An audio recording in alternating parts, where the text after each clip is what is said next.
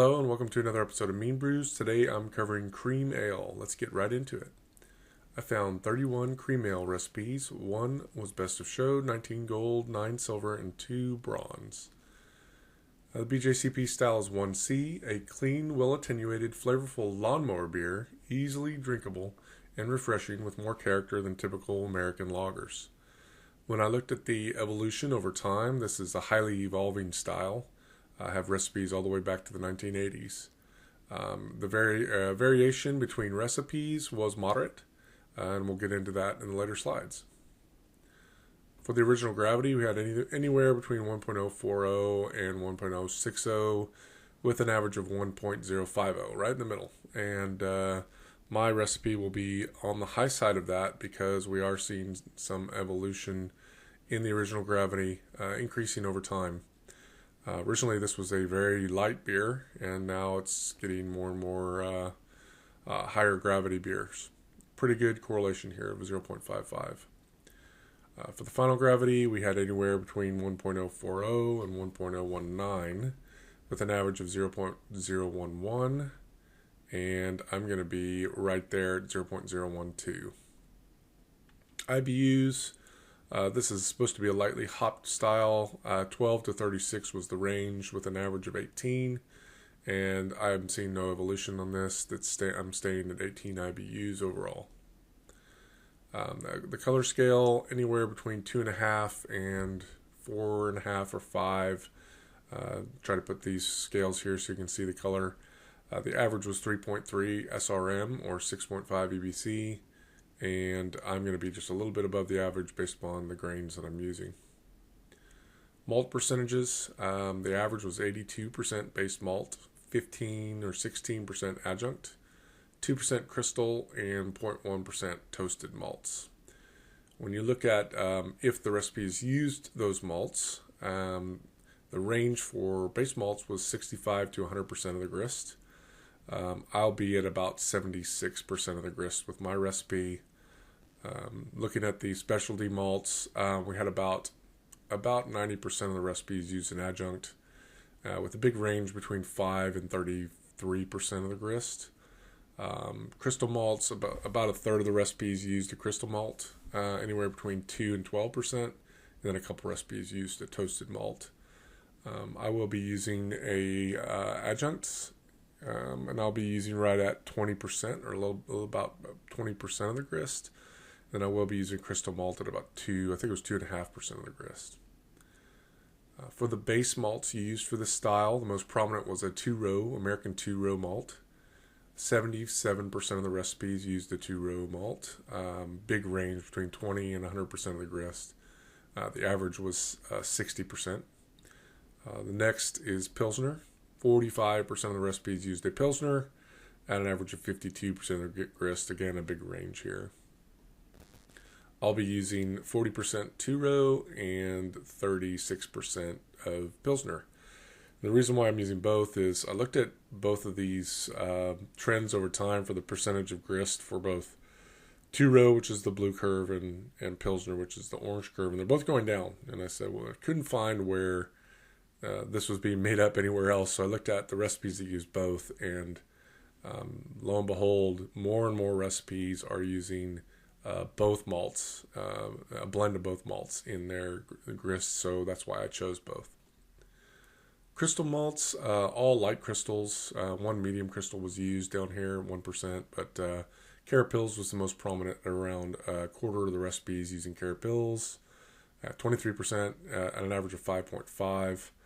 I will be using Carapils, but at 2.4, and the reason is, I'll show you later in an evolution slide for all the grain types. Toasted malts, only 2 recipes use toasted malts, melanoidin and honey malt. I won't be using a toasted malt in my recipe. For the adjuncts, which is really the character of this style, the most prominent was flaked corn, between 2 and 27% of the grist. 80% of the recipes, 4 out of 5 used flaked corn at an average of 15% of the grist. And I will be using right at about 13% of the grist, a little under the mean, and I'm also going to be using some flaked rice. I know it's only a quarter of the recipes use flaked rice, but When I looked at the evolution of the grain types over time, the base and the adjuncts here are on this left-hand vertical scale, and the crystal malts on the right hand. Base malts were decreasing in time, very strong correlation of a decrease from 100% to about 75% of the grist. While adjuncts, which is the black curve, were increasing from about 5% to 20%. So this is why I chose that much adjunct in my recipe. Also saw some crystal malts coming up to about 2.5% of the grist, which is why I'm using 2.5% crystal malts.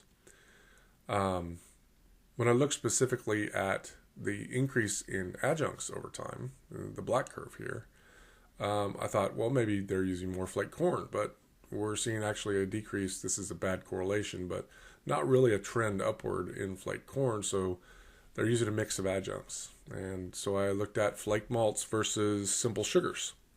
Simple sugars is relatively flat, no real increase over time.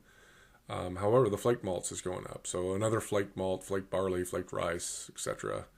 Which one was it? Well, it was flaked rice. So I will be using flake. That's why I picked flaked rice as the second adjunct to use in this recipe. There were 15 different bittering hops used.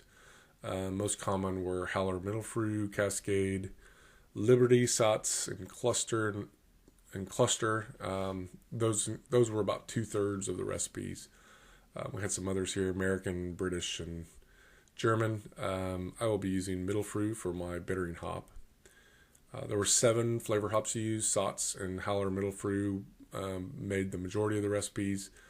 I'll be using Howler Middlefrew, even though it's second, didn't justify for me to have 2 different hops for this recipe. So I'll be consistent with my bittering and my flavor hop using Middlefrew. Aroma hops, Middlefrew was the most prominent, followed by Liberty, Willamette, and Fuggles. I won't be using an aroma hop for this recipe. When you look at the rate of hop additions, flavor hops were used in about 1/3 of the recipes, 32% at an average of 0.08 ounces per gallon or 0.6 grams per liter. And aroma hops were used in 55% of the recipes. You might be wondering why I'm not using aroma hop. At an average of 0.1 ounce per gallon or 0.75 grams per liter. So I'm using right at the mean for the flavor hop, and I'm not going to be using aroma hop. And the reason is the usage of aroma hops is decreasing over time to under a threshold where I feel comfortable including it in this recipe. So I excluded aroma hops and only have the flavor addition. For the mash types, surprisingly, we had 26% use step mashes and 3/4 of the recipes used infusion. I'll be using a single infusion. For the mash rest, we had one recipe used an acid rest at 110 Fahrenheit or 43 Celsius for 20 minutes. We had a few recipes use a protein rest at 129 degrees Fahrenheit or 54 Celsius for an average of 24 minutes. A couple recipes used a beta rest at 147 Fahrenheit or 64 Celsius for 35 minutes. And then for the main sacrification rest, the average mash temperature was 152 Fahrenheit or 67 Celsius for about an hour.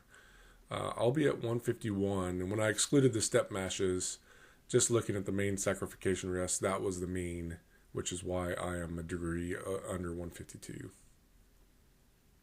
Boil duration was anywhere between 60 and 90, with an average of 68 minutes, and I'll be at 75. Again, we're seeing a trend to 75, somewhere above 60 minutes with the boil time for this style.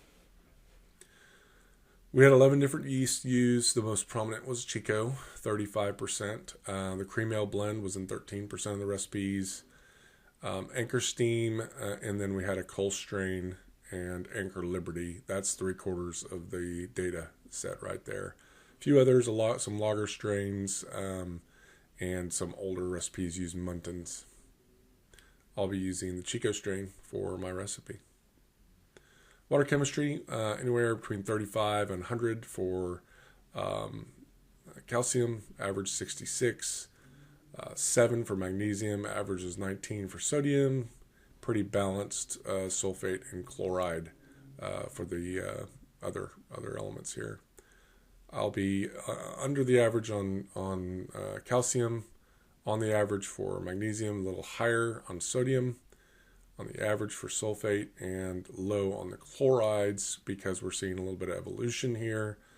Everything's going down to more softer water, with the exception of the sulfates, which is staying steady. So the chlorides are coming down, the calcium's coming down, and the sodium's gone up just a little. Fermentation temperatures anywhere between 55 for the lager strains up to 72. Average fermentation temperature for all strains was 64 Fahrenheit or 18 Celsius. When you look at Chico, it had a tighter band at 62 to 68 with an average of 65, which is where I'll be fermenting my beer. Average carbonation volumes was 2.5, and the mash pH was pretty low at 5.3, which is typical for light-colored lager-type beers. All right, for the Meanbrews Recipe, just recapping, 2-row malt, American 2-row at about 41%, Pilsner, 2-row Pilsner at 36%. Was surprised that 6-row didn't pop up here because it's typically said in the guidelines to use 6-row. Flaked corn at 12.4, flaked rice at 8, and Carapils at 2.4. I'm going to bitter with middle brew, 14.5 IBUs at 60 minutes, and then at 15 minutes I'm going to put another charge of middle brew at 0.08 ounce per gallon or 0.6 grams per liter. And then I'm going to use the Chico strain, and these are the varieties of Chico from the major manufacturers. Original gravity, I'm going to shoot for 1.053 with 18 IBUs. Just went over water chemistry, but again, here is where that shakes out based upon the trends. Mash pH shooting for 5.3, so use your favorite mash acid to achieve that. You're not going to get it with the grains. Fusion mash, 151 Fahrenheit, 66 Celsius for an hour. And mash out, sparge, and boil for 75 minutes, following the trend up. Chill to 64 Fahrenheit or 18 Celsius, and pitch a 1 liter starter for a 5-gallon batch. It's not a big original gravity, so I think a 1 liter starter is sufficient. I'm going to ferment at 65 for a week and then raise to 70 as it teeters off and hold that for a week at 70 degrees before I transfer to a bottle and bottle condition to 2.5 volumes. You can also keg this to 2.5 volumes. And that's it for this style. For the next recipe, I'm going to go back to Reddit and have people vote up or down the style they want to cover next. So appreciate you tuning in. Don't forget you can pick up this recipe kit at Bacchus and Barleycorn. The link is in the description. And please support them. They are producing some great kits here and getting some really good feedback from people that have purchased them. So please support them as they support this channel. And until next time, happy brewing. Bye-bye.